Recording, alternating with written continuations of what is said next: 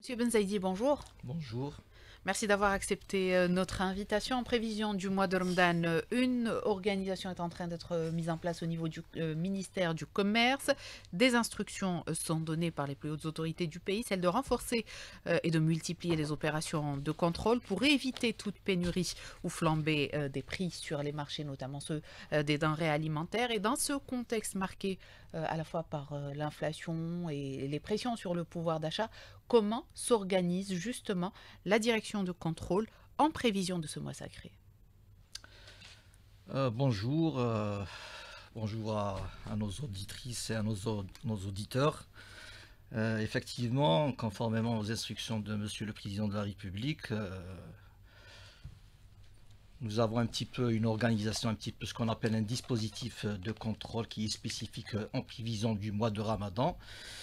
Donc, beaucoup plus, c'est une mobilisation accrue de nos agents de contrôle sur le terrain. Donc, il y aura une mobilisation un petit peu plus accrue pour permettre un petit peu d'être un petit peu sur le terrain et de là contrôler toutes les activités commerciales, veiller à ce que les prix des produits réglementés soient respectés, veiller à la protection des consommateurs, et tout en veillant aussi sur les aspects de la régulation du marché et l'approvisionnement du marché pour éviter toute possible perturbation du marché. Voilà. Donc globalement, il y a un dispositif spécifique qui est mis en place. C'est-à-dire, c'est un dispositif pour s'adapter aux spécificités du mois de Ramadan. Vous savez, comme le mois de Ramadan, c'est un petit peu spécifique en Algérie, donc nous avons un petit peu une frénésie de consommation des produits alimentaires. C'est au ministère aussi de s'adapter par rapport à ça. Donc, il y a une mobilisation accrue des agents de contrôle. Il y a aussi un contrôle accru sur des activités bien précises. Donc c'est un petit peu tout ça. Le ministère du Commerce, il est mobilisé pour être justement pour être au rendez-vous. Voilà. Très bien. Alors, vous dites il y a un dispositif spécial qui est mis en place, à la fois pour la régulation et également pour le contrôle. Quels sont les principales organisations qui seront mises en place, ou quel est le dispositif qui sera mis en place, les principaux points qui constituent ce dispositif, Monsieur Benzaïdi? Donc, je vais parler un petit peu du dispositif du contrôle. Donc, sur l'aspect régulation du marché et approvisionnement, il faut savoir que le ministère du Commerce s'attelle à justement à se préparer par rapport à ce rendez-vous. Donc, préalablement, la préparation du mois de Ramadan se fait continuellement, c'est-à-dire qu'on a déjà commencé à le faire. Actuellement, je dirais même depuis le mois de décembre, voire un peu plus. Donc nous sommes en phase de préparation pour ce mois. Donc il y a des réunions en matière de régulation et d'approvisionnement du marché. Il y a des réunions de concertation qui sont organisées au niveau du ministère du Commerce avec tous les départements ministériels concernés, c'est-à-dire dans un cadre de prévention pour éviter Perturbation? toute perturbation du marché. Donc on se prépare par rapport à la chose. Donc il y a des réunions de concertation, il y a ce qu'on appelle un comité de veille qui est installé au ministère du Commerce, un comité qui est là, c'est pour prévenir toute perturbation. La préparation se fait avec les départements ministériels concernés, à savoir le ministère de l'Agriculture, c'est ce qu'on appelle les départements ministériels qui sont producteurs, donc le ministère de l'Agriculture, le ministère de l'Industrie, le ministère de l'Intérieur, bon, de l'Intérieur et des collectivités locales, et le ministère du Commerce extérieur. Comme vous savez, donc il y a une nouvelle restructuration, le ministère du Commerce intérieur et le ministère du Commerce extérieur. Donc il y a des réunions de préparation par rapport à ça, c'est-à-dire pour préparer l'approvisionnement du marché pour le mois sacré du mois de Ramadan. Pour l'aspect contrôle aussi, comme j'avais dit tout à l'heure, il y a un dispositif de contrôle, il est mis en place, nous avons l'habitude de le faire, il n'y a aucun problème. Donc on est un petit peu... Il sera renforcé, il y aura des Tout équipes à fait, bien sûr, supplémentaires, tout à fait, il y aura un renforcement. Donc il y a une mobilisation accrue des agents de contrôle. En général, on n'a pas c'est-à-dire, il n'y a pas de congé dans des mois comme ça, dans des dispositifs spécifiques. On n'a pas, je dirais pas qu'il y a pas, on n'a pas le droit de congé. Donc il y a une mobilisation des agents. Donc très bien. Et il y a aussi c'est-à-dire on s'adapte par rapport aux horaires. Les horaires du mois de Ramadan, ce n'est pas les horaires du donc c'est un dispositif spécifique. Voilà. Très bien. Alors, il y a également ces réunions avec les opérateurs économiques pour veiller donc à ce que tout soit disponible et à des prix donc corrects pour les consommateurs. Ramadan nécessite toujours cette organisation particulière, ces opérations d'appoint donc qui sont apportées chaque année. Pour la régulation, est-ce qu'on va finalement voir un jour une régulation qui sera installée à longueur d'année, comme ça se fait partout dans le monde, des marchés et une organisation faite à longueur d'année et non spécifique à un mois en particulier? Effectivement, donc je vais dire les choses. Bon, la nouvelle structuration du ministère du Commerce intérieur et de la régulation du marché va apporter indéniablement la réponse à cette question. Il faut savoir une chose, que en matière de régulation du marché, il y a beaucoup de choses qui ont été faites au niveau du ministère du Commerce. La preuve en est que nous n'avons plus, et comme vous pouvez le constater, nous n'avons plus de pénurie sur les produits. Pratiquement tous les produits, notamment les produits de large consommation, sont disponibles. Ça, vous pouvez le constater de vous-même. Donc, il n'y a pas de problème par rapport à ça. Conformément aux instructions des pouvoirs publics, notamment de Monsieur le Président de la République, nous sommes en train, et nous avons entamé la chose bien sûr, nous sommes en train de préparer une loi pour l'approvisionnement spécifique, une loi pour l'approvisionnement du marché et la régulation du marché. C'est une loi qui va apporter beaucoup de solutions en matière D'ailleurs, pas plus tard qu'hier, on a tenu une réunion de concertation avec les opérateurs économiques, avec des chercheurs. Donc, c'est pour mettre en place cette loi, une loi qui va être, Inch'Allah, cohérente, une loi qui va être un petit peu efficace. Ça va demander un petit peu de temps. C'est tout à fait normal, c'est pour bien Finaliser les finaliser articles? tout à fait ça. Donc j'estime que c'est une loi qui va apporter beaucoup de choses. Ceci étant, il y a beaucoup de mesures qui sont prises au niveau du ministère du Commerce pour assurer la régulation du marché tout au long de l'année. Il n'y a pas que Ramadan, c'est-à-dire on ne consomme pas uniquement durant le mois de Ramadan. Très bien. Alors, vous parlez, Monsieur Benzaïdi, de ces opérations de contrôle et vous dites qu'aujourd'hui, les produits de large consommation sont disponibles au niveau des marchés. Il y a eu par le passé donc plusieurs dysfonctionnements, qui soient liés au prix ou à la disponibilité. Il y a eu des pénuries, des hausses de prix par moment. Il y a la loi qui a été renforcée. Les contrevenants risquent donc des peines de prison et des amendes très lourdes. Mais cela ne les a quand même pas empêchés, depuis la révision de la loi, de sévir, de perturber le marché.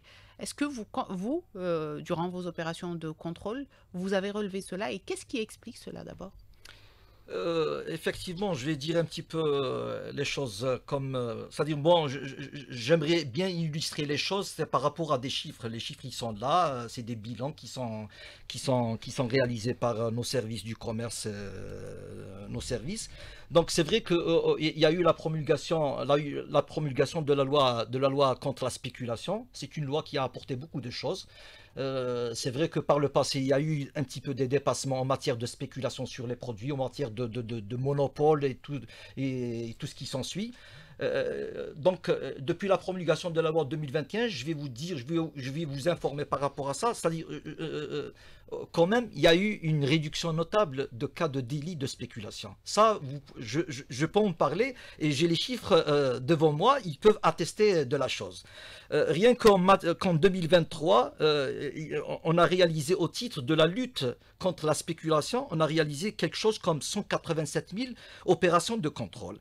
Ces opérations de contrôle, au titre de l'année 2023, ont abouti à la constatation de 116 délits de spéculation. C'est quand même énorme. Il y a eu 116 procès-verbaux de poursuites judiciaires qui ont été transmis aux juridictions territorialement compétentes.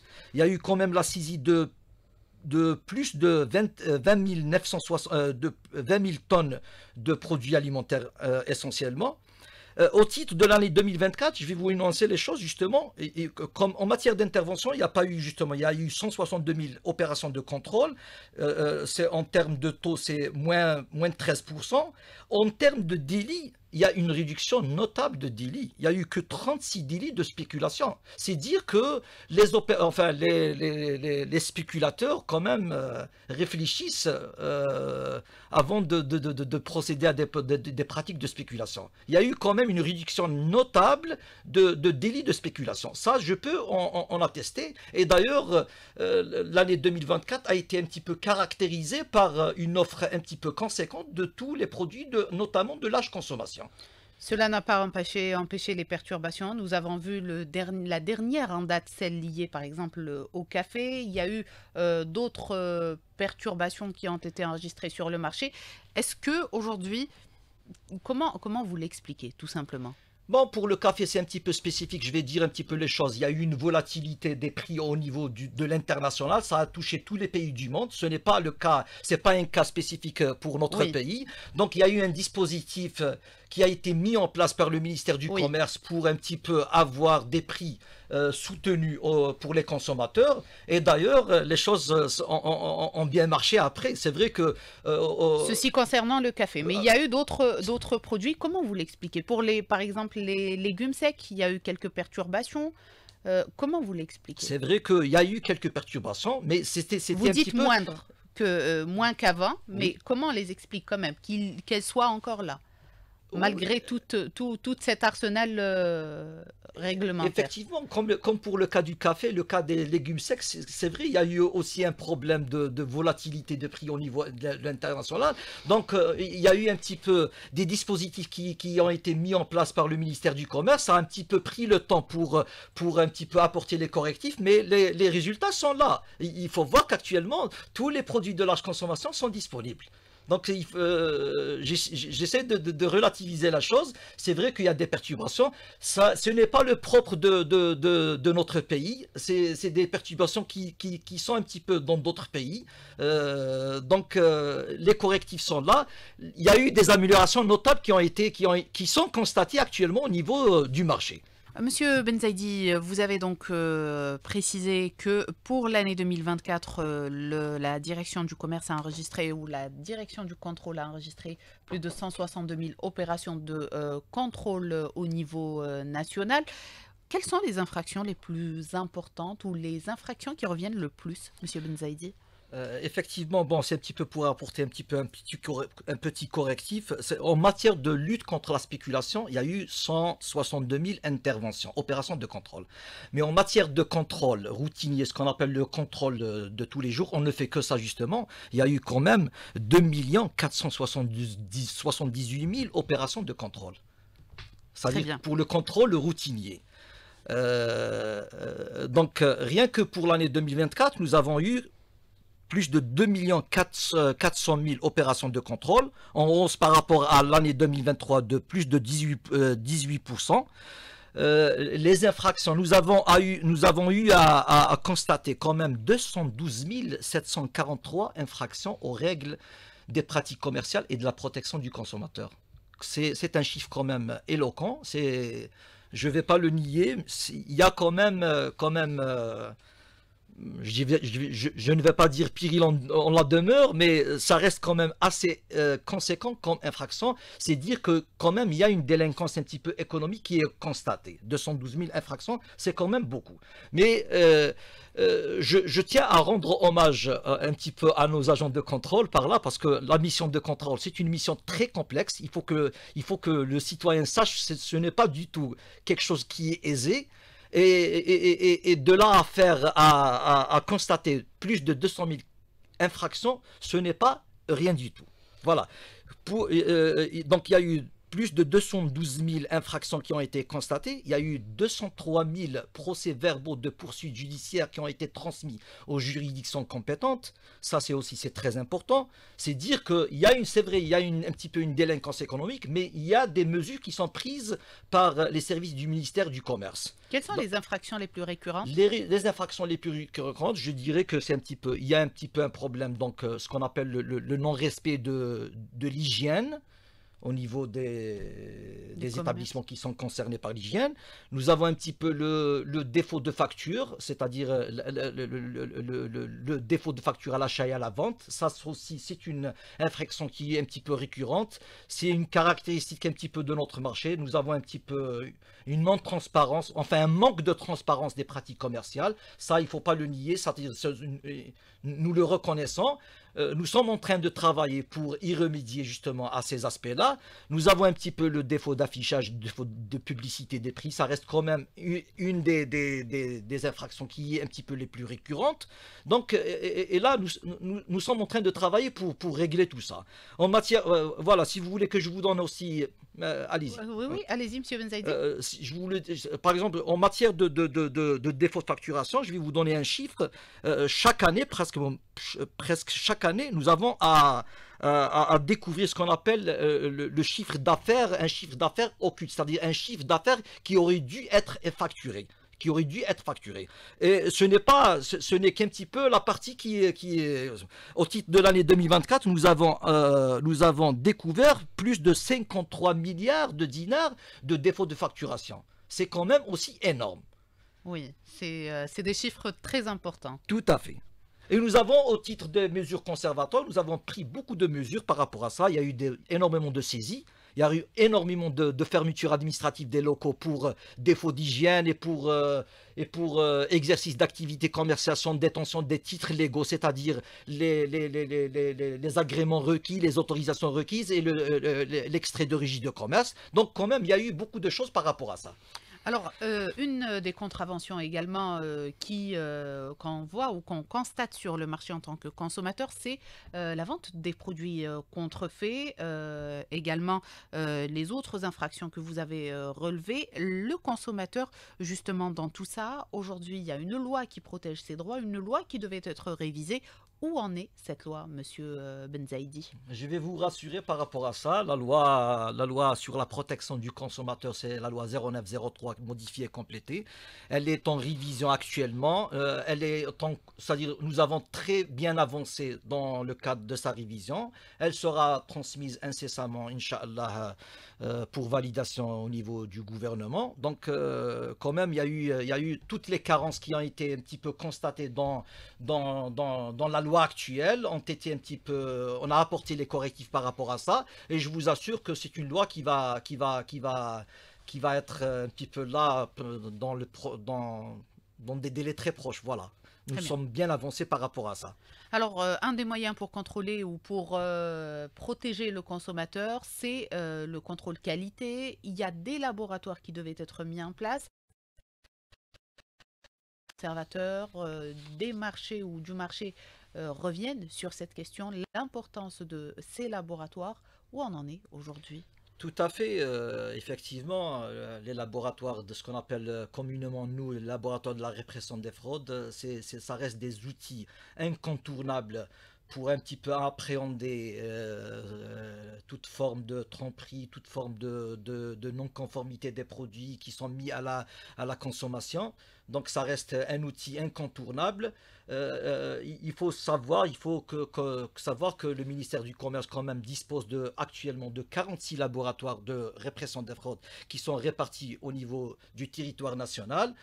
Nous avons un petit peu un programme d'acquisition de nouveaux laboratoires, de réalisation de nouveaux laboratoires. Ça reste des outils incontournables. Donc il y a tout un programme qui est là, qui est mis en place pour la réalisation d'autres laboratoires, pour la mise à niveau des laboratoires, pour la réhabilitation de certains laboratoires, pour l'accréditation de certains laboratoires. Donc, effectivement, je vais vous rassurer par rapport à ça, il y a beaucoup de choses qui sont en train de se faire à ce niveau-là. C'est tout un chantier, donc est-ce qu'il y a un programme particulier pour l'année en cours, 2025? Effectivement, nous devons réceptionner quelques laboratoires durant cette année. Nous aurons Combien? aussi un petit peu à accréditer certains laboratoires aussi. Donc c'est vrai, c'est un petit peu des échéances, c'est des objectifs qui sont un petit peu tracés. Donc on aura ça au fur et à mesure. Ça, je vous rassure, il y a beaucoup de choses qui sont faites par rapport à ça. Sans oublier, nonobstant que nous avons un petit peu, nous avons aussi un laboratoire national des essais. Ça, c'est aussi très important. C'est pour les essais des produits industriels. Ça reste très important. On ne fait pas que de l'alimentaire, on fait aussi les produits industriels. Donc, c'est vrai que ça nécessite un petit peu des moyens, mais on est en train de travailler dessus et Inch'Allah, on va y parvenir. Justement, cette question des moyens aujourd'hui est souvent soulevée par les contrôleurs du ministère du Commerce. Aujourd'hui, ils vous disent nous n'avons pas les différentes directions au niveau des wilayas, vous disent nous n'avons pas assez de moyens pour effectuer les contrôles nécessaires, que ce soit les moyens humains ou matériels. Est-ce qu'il y a justement un plan pour renforcer les équipes et également les renforcer en moyens, Monsieur Benzaidi? Effectivement, comme j'ai dit tout à l'heure, la mission de contrôle, c'est une mission qui reste un petit peu complexe. Ça nécessite des moyens humains, ça nécessite des moyens matériels aussi. Il faut savoir que quand même, le ministère du Commerce a travaillé dessus. Nous avons déjà par le passé eu un petit peu à renforcer les moyens, tout ça, les moyens, les laboratoires, les moyens humains. Donc on est passé durant les 10 dernières années de 3500 agents qui étaient un petit peu répartis dans le contrôle. On est actuellement à 9000 agents qui sont un petit peu sur le terrain. Je dirais quand même que je vais un petit peu relativiser. Je ne veux pas dire que c'est insuffisant.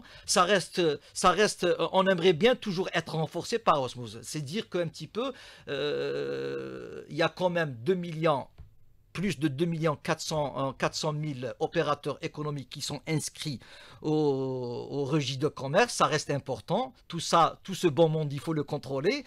Donc, les moyens humains, je dirais qu'ils sont là, mais on aimerait toujours en avoir plus, bien sûr, pour être un petit peu plus à l'aise, plus efficace et tout.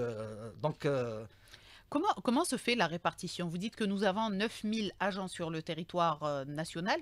Comment se fait la répartition? Est-ce qu'il y a une moyenne par commune ou c'est selon le nombre d'habitants? Comment se fait la répartition de ces agents? La répartition, elle se fait essentiellement sur le critère du nombre de commerçants. Je vais pas, pour ne pas citer, la wilaya d'Alger, ce n'est pas comme la wilaya pour ne pas citer, ça reste quand même, il y a une densité commerciale au niveau de la wilaya d'Alger beaucoup plus importante par rapport à d'autres wilayas. Donc nous avons Donc c'est la par wilaya, rapport au nombre tout de à fait. Donc commerces. la répartition, elle se fait par rapport à ça. Donc ça se fait d'une manière un petit peu équitable, efficace et étudiée. On ne le fait pas comme ça d'une façon aléatoire. Donc à chaque fois, et j'avais oublié de le dire, nous avons un programme de renforcement des moyens humains durant cette année, quand même. Nous aurons un petit peu un quota par rapport à ça.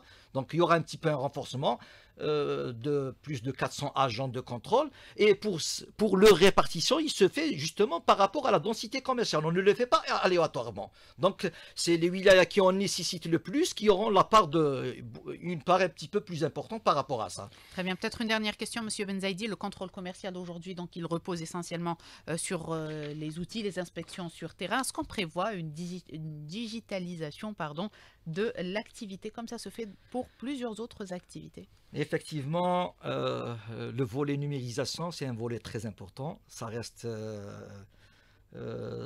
quand même quelque chose Un qui moyen est d'injecter plus de transparence? tout à fait. Donc, on s'inscrit aussi dans les instructions de Monsieur le Président de la République. La numérisation reste importante. Et je vais vous dire une chose, que le ministère du Commerce est vraiment avancé sur ce projet, sur ce point-là. Donc, nous avons tout un projet, tout un programme de numérisation de tout le secteur, particulièrement l'outil de contrôle. Nous avons commencé d'ailleurs, nous avons plus d'une trentaine de plateformes numérisées qui sont mises en place au niveau du ministère du Commerce, notamment Pour le contrôle. pour le suivi et la traçabilité des produits de large consommation. Nous sommes bien avancés là. Nous avons une plateforme numérisée pour le certificat de respect, pour les conditions d'exercice des activités d'importation pour la revente en l'état. Ça, c'est mis en place, c'est digitalisé à 100%. Et le programme, il va suivre par rapport à Le ça. contrôle est prévu dedans? Oui, effectivement, nous y allons. Très bien, merci Monsieur Benzaidi. On arrive à la fin de notre émission. Je rappelle que Monsieur Mohamed Benzaidi, directeur du contrôle de la répression, du contrôle de qualité de la répression des fraudes au ministère du Commerce intérieur. Merci à vous d'avoir répondu à notre invitation, à toutes nos questions, et merci à vous de nous avoir prêté attention. Très bonne journée et à demain.